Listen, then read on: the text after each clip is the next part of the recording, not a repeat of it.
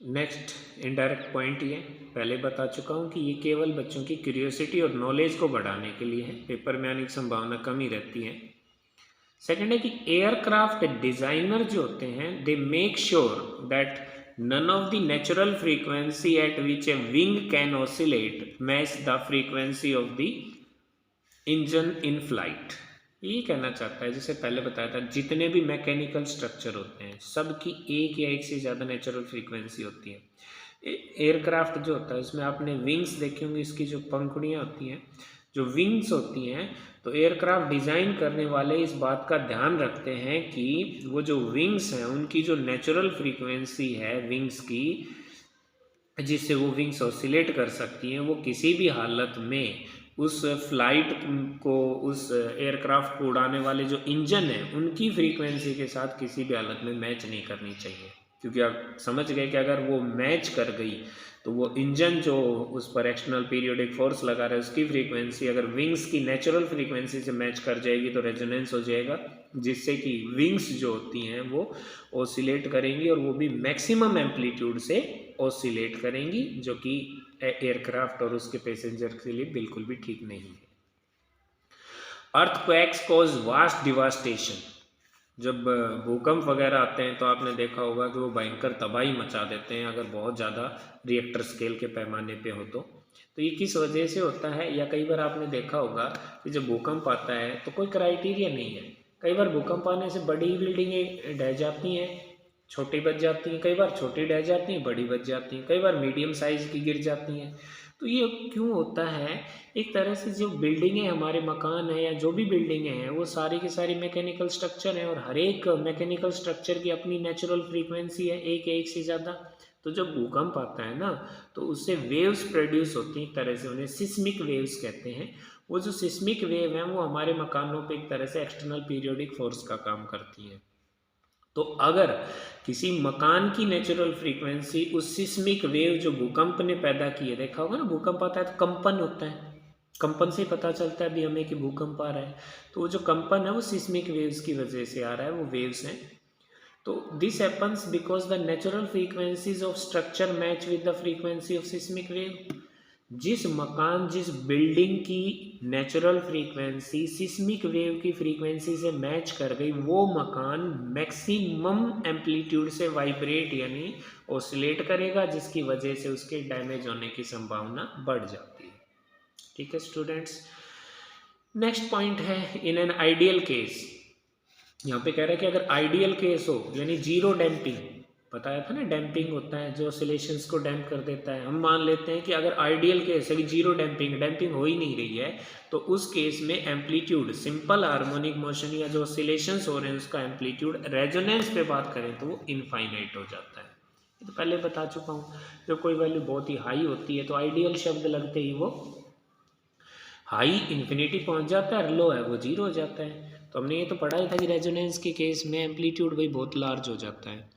तो यहाँ पे ये कह दिया कि अगर आइडियल केस ले लें, मतलब जिसमें जीरो डैम्पिंग है, किसी तरह की डैम्पिंग नहीं है, तो रेजोनेंस के ऊपर जो एम्पलीट्यूड होता है वो इनफाइनाइट हो जाता है। ठीक है, तो स्टूडेंट्स इसी के साथ हमारा जो फर्स्ट चैप्टर था, ये 10वीं यूनिट है, इसके 2 चैप्टर हैं, एक ऑसिलेशंस और दूसरा वेव्स, तो वो पूरा हो गया। अब हम सेकंड चैप्टर शुरू कर रहे हैं जो वेव्स से संबंधित है। तो सबसे पहले जानते हैं कि वेव क्या होती है। A wave is a disturbance which transfer energy and momentum from one point to the other without the transportation of the matter। ये कहता है कि वेव क्या है? वेव एक तरह से डिस्टर्बेंस है जो डिस्टर्बेंस एनर्जी और मोमेंटम को ट्रांसफर करती है from one point two other without the transportation of the matter. यानी वेव एक तरह की डिस्टर्बेंस है जो एनर्जी और मोमेंटम को एक पॉइंट से दूसरे पॉइंट पर पहुंचाती है बिना उस मैटर, उस पदार्थ को ट्रांसपोर्ट किए, बिना उस पदार्थ को एक जगह से दूसरी जगह ले जाए। देखिए, आपने कभी भी कहीं भी वेव्स पैदा होती हुई देखी होंगी। जैसे हम पानी में वाटर वेव्स की बात करते हैं तो एक शांत पानी में अगर हम कोई डिस्टर्बेंस क्रिएट करते हैं तभी वेव पैदा होती है। पत्थर मारो या उंगली से आप उसे सरफेस को टच करो तभी उसके अंदर वेव्स पैदा होंगी। मैं बोल रहा हूँ, हम बोलते हैं तो हमारी जो साउंड पैदा होती है वो भी एक वेव है। वो क्यों पैदा होती है? हमारे गले में जो वोकल कॉर्ड होती हैं हम उनको डिस्टर्ब करते हैं, यानी उनकी वाइब्रेशन से होती है। किसी भी तरह की वेव डिस्टरबेंस से पैदा होती है। तो वेव इज ए डिस्टरबेंस, और जो बेसिकली कैरी करती है, ले जाती है एनर्जी और मोमेंटम को एक पॉइंट से एक दूसरे पॉइंट पे बिना किसी मैटर, बिना किसी पदार्थ को ट्रांसपोर्ट यानी एक जगह से दूसरी जगह ले जाए। अब इस चीज़ को प्रैक्टिकली आप अपने घर में भी प्रैक्टिस कर सकते हैं। क्या कहता है देखो, ripples produce on the surface of water. चलिए इसको बाद में पढ़ते हैं, पहले मैं आपको एक छोटा सा बताता हूँ। आप अपने घर में भी ये प्रैक्टिस कर सकते हैं। आप एक खुले बर्तन में पानी ले लीजिए, बाल्टी हो सकती है, पराती हो सकती है। पानी ले लिया उसमें, अब उस पानी के सरफेस बिल्कुल शांत है वो, आप उसमें कोई भी कागज़ का टुकड़ा या कागज़ की नाव बनानी आती है जो आपको अच्छा लगे, डूबना नहीं चाहिए। कागज़ का टुकड़ा आपने वाटर के सरफेस पे डाल दिया। अब उस वाटर सरफेस को कागज़ के टुकड़े से थोड़ी दूर पर आप सिर्फ टच करेंगे। आपने उसको हिलाना नहीं है, डिस्टर्ब नहीं करना है। ऐसे नहीं कि जबोला मार दिया उसने, उसको सिर्फ टच करना है। जैसे आप जहाँ से टच करोगे तो वहाँ देखोगे सर्कुलर शेप वहाँ पैदा होंगी, वो सर्कल बड़े होते चले जाएंगे। वो जो सर्कल्स बन रहे हैं उन्हें हम कहते हैं ripples produced on the water surface. एक तरह से वो वाटर वेव्स को रिप्रेजेंट करते हैं। तो रिपल्स प्रोड्यूस हो गए। फिर आप बारीकी से ऑब्जर्व करें कि वो जो रिपल्स जब उस पीस ऑफ पेपर, कागज़ के टुकड़े के नीचे से गुजरते हैं तो वो कागज़ का टुकड़ा किस तरह का मोशन करता है। आप पाओगे कि that piece of paper will move up and down without any forward motion. वो पीस ऑफ पेपर जब रिपल्स उसके नीचे से गुजरेंगी, then that piece of paper will move up and down without any forward motion, यानी वो आगे की तरफ नहीं जाएगा। ये कन्फर्म करता है कि मैटर, यहाँ पे जो वाटर था वो ट्रांसपोर्ट नहीं हुआ। हाँ, अगर आप उसको जबोला मारना शुरू कर दोगे तो देखो, आप हाथ से पानी को एक जगह से दूसरी जगह धकेल रहे हो, तो वो आपका पीस ऑफ पेपर या जो नाव बनाओगे वो भी चलने लग जाएगी, फॉरवर्ड मोशन होगी। ठीक है, तो यहाँ पे कहता है ripples produce on the surface of water travel on the surface if we place a piece of cork.